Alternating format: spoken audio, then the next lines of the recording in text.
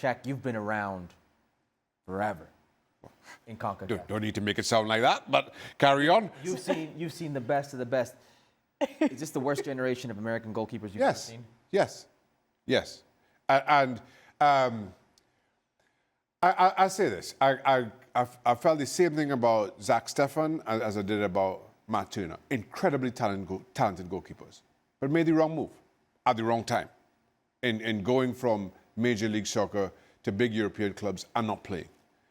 You go to a smaller club, learn the position, learn the ups and downs, establish yourself, play through those confidence-draining games, and that's when you become your best self. That's Kasey Keller started at Millwall. I started at Reading.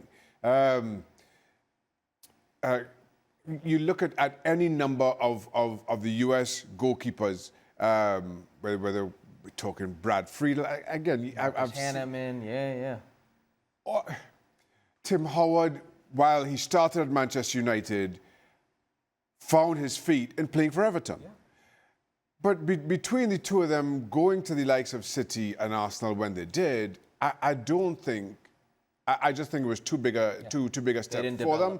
And as a result, two incredibly talented goalkeepers have just found themselves, and confidence is everything, have found themselves in a downward spiral in terms of their confidence and not been able to regain the form that I think they showed promise of when they were playing in the U.S. We can all agree Matt Turner's struggling. Matt Turner's not playing. Yeah. So this is a crucial time for him to prove his worth to a coach that has left the door open for everybody.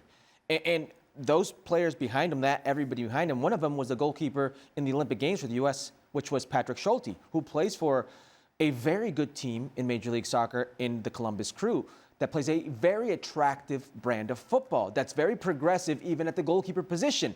Oblique injury. He is out. That is a alarm for Patrick Schulte because he's letting an opportunity go away.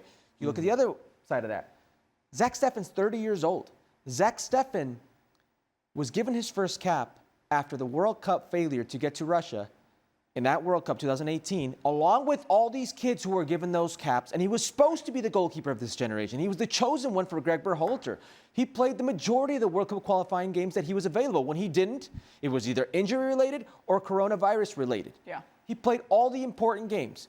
Both Mexico games, home and away. Both Costa Rica games, home and away. The big games, those were Zach Steffen's. And yet he doesn't make the World Cup roster as one of the three.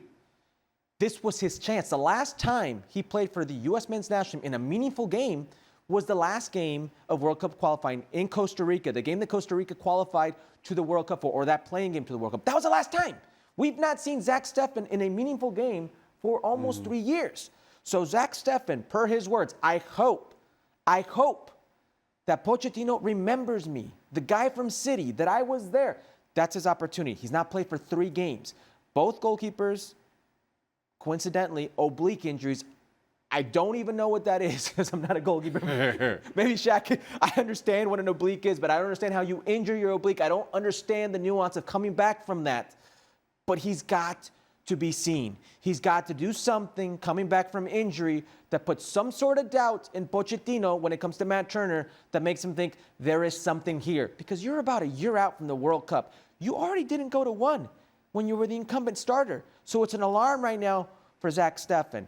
You can't be calm about this for Zach Steffen. Care to shed some light on oblique injuries for goalkeepers? I don't even know what's an oblique. Who's got that on? My oblique is hurting. Your side abs, I believe, is a medical term. Wow. Just because we don't have them doesn't mean we don't know about it. You just need a spare tire for that. That's why I carried a spare tire, so I wouldn't get an oblique injury. You see, that's my thinking.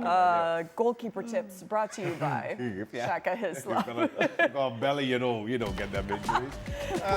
Hey, looking forward to Football W as always. Next Tuesday, special time, 10 p.m. Eastern, following the U.S. Women's National Team against Jamaica on ESPN+. See you there.